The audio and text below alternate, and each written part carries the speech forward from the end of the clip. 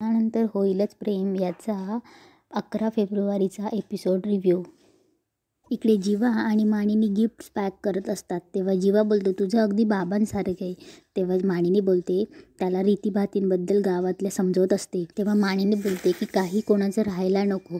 तेव्हा जीवा बोलतो की नाही होणार गाई, बघ अगदी धूमधडाक्यात आपण दादाचं लग्न लावतोय, अख्खं गाव नाव काढेल. तेव्हा काव्या खिडकीतून जीवाकडे बघत असते. तेव्हा मानिनी बोलते यानंतर तुझा नंबर आहे, लक्षात ठेव. तेव्हा जीवा काव्याकडे बघून बोलतो अगं मी तर तयारच आहे, तुला फक्त कशी मुलगी हवी ते तू सांग. तेव्हा मानिनी बोलते तुझे पराक्रम बघता तुला सरळ करण्यासाठी नंदिनीसारखी एखादी मुलगी लागेल. तेव्हा जीवा बोलतो नंदिनीसारखी? नंदिनी गोडा मसाला आहे अगं, तू ना माझ्यासाठी एक झणझणीत मसाला बघ ना, म्हणजे आपल्या घराला कसा फ्लेवर येईल. तेव्हा मानिनी बोलते बापरे, ही अशी मुलगी शोधणं जरा अवघडच आहे नाही का. तेव्हा जीवा बोलतो अवघड नाही, नाही मिळेल मिळेल मिळेल. तेवढ्या तिथे पिहू येते आणि बोलते मामी तुला बोलवलंय. तेव्हा मानिनी बोलते तू जरा मदत करशील दादाला, मी येते जाऊन. तेव्हा जीवा बोलतो पिहू हे केवढे गिफ्ट्स आहेत, दमशील तू, मी करतो ना सगळं, तू जा मस्त खेळ जा. तेव्हा जीवा खिडकीत काव्याकडे बघतो तेव्हा पिहूला डाऊट येतो. पिहू खिडकीत बघते, तिला काव्या दिसते. तेव्हा पिहू बोलते बरोबर आहे, आता सगळं तू एकट्याने करशील ना, माझी काय गरज आहे तुला. आणि बोलते मी जाते हं बाय. तेव्हा जीवा बोलतो ही असं काय बोलते. आपले वसुताईला रम्या बोलते आई काय तू सगळं काढून टाकलं. तेव्हा वसू बोलते हे बघ रम्या, आत्ता तुझे दागिने काढून ठेवते, जेव्हा पार्थ शेजारी बसतील ना तेव्हा हवं तेवढे दागिने घाल. तेव्हा रम्या बोलते बरं चल आता आपण मंडपात जाऊया. तेव्हा वसू आत्या तिला थांबवते आणि बोलते नाही तू मंडपात यायचं नाहीस. तेव्हा रम्या बोलते का मी मंडपात काय यायचं नाही. आई तू नक्की पार्थ बरोबर माझं लग्न लावून देणार आहेस ना.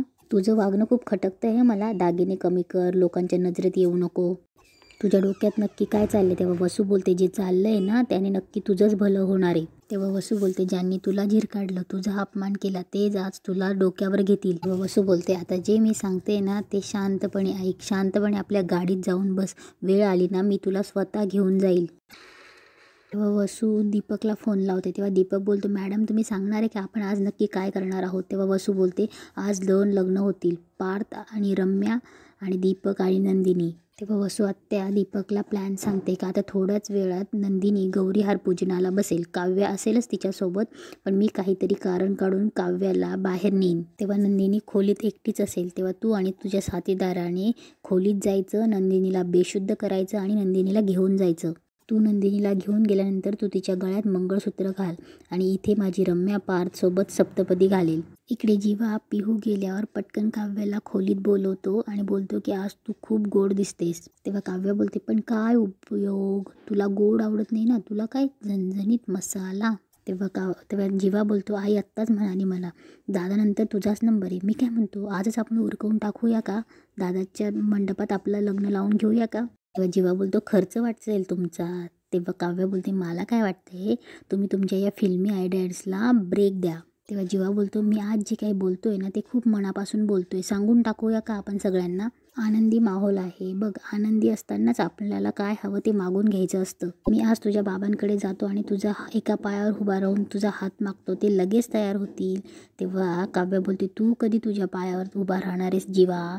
तेव्हा काव्या बोलते आपलं ठरलंय ना, तू जोपर्यंत सेटल होत नाहीस, तुझ्या पायावर उभं राहत नाही तोपर्यंत आपण लग्न करायचं नाही, ठरलंय ना. तेव्हा जीवा बोलतो एक मिनिट ऐक, आपण छान तुला एक प्लॅन सांगतो. जीवा फोन काढतो आणि आपण काव्यासोबत सेल्फी काढतो. मग काव्या बोलते अरे काय करतोयस तू.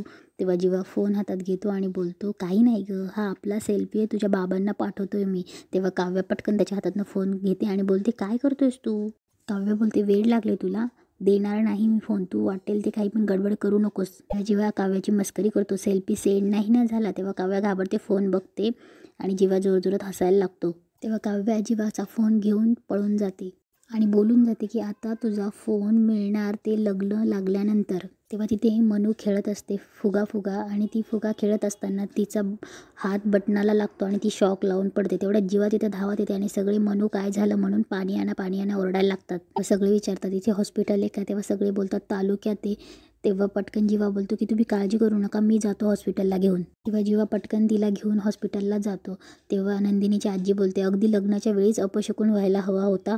तेव्हा मानिनी बोलते आजी अपशकून वगैरे नाही हो, अगदी नीट होईल, जीवा गेलाय ना. तेव्हा काव्या फोन बघते आणि तिच्या लक्षात येतं की अरे जीवाचा फोन तर माझ्याकडेच राहिला.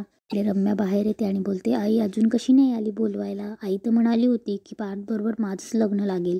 आईवर विश्वास आहे माझा, ती नक्कीच हे लग्न मोडायच्या प्रयत्नात असेल. रम्या बोलते पण मुहूर्त टळून गेला तर. नाही मला आज बघावंच लागेल.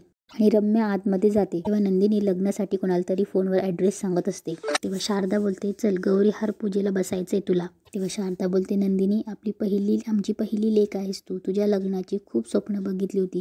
प्रत्येक आईबाबासाठी हा दिवस आनंदाचा असतो. इथून पुढे आमचीच असली ना तरी परक्याची होशील ग. व त्या दोघी इमोशनल होतात आणि रडतात. तेव्हा शारदा बोलते चल मोठ्यांचे आशीर्वाद घे आणि नंदिनीला घेऊन जाते.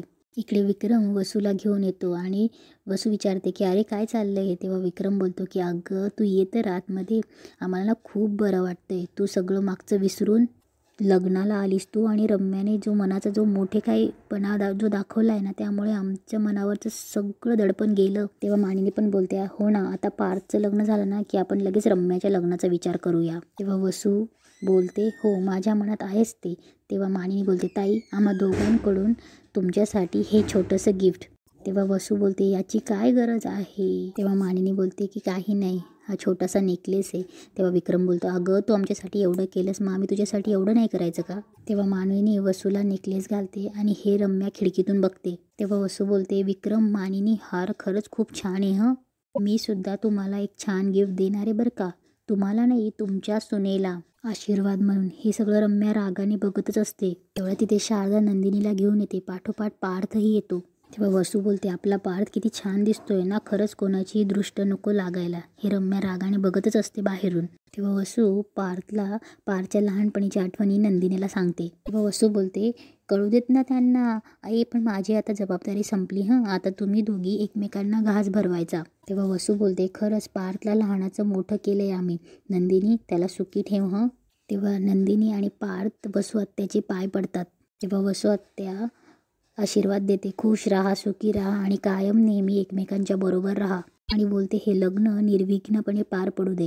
इकडे रम्याला आई जे बोलते ते आठवतं. मी जे सांगते ना शांतपणे गाडीत जाऊन बस, हे सगळं रम्याला आठवत असतं.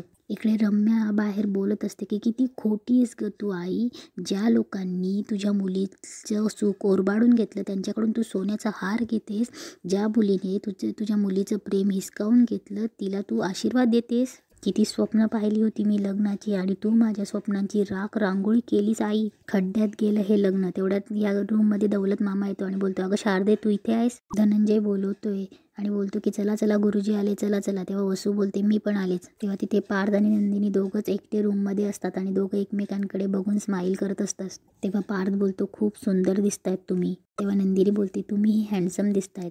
तेव्हा पार्थ बोलतो थँक्स फॉर द कॉम्प्लिमेंट. तेव्हा पार्थ बोलतो आज आपल्या नवीन आयुष्याची सुरुवात होते.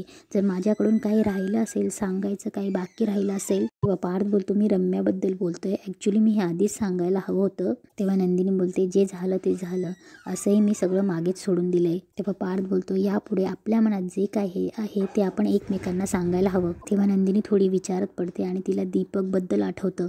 तेव्हा नंदिनी थोडी गांगरावते. तेव्हा पार्थ बोलतो नंदिनी आता काही वेळात थोड्याच वेळात नंदिनी पार्थ देशमुख होणार आहात, त्यामुळे तो विचार करतायत का. तेव्हा नंदिनी काही नाही म्हणून परत शांत बसते. नंदिनी पार्थकडे बघते आणि तिथेच एपिसोड संपतो.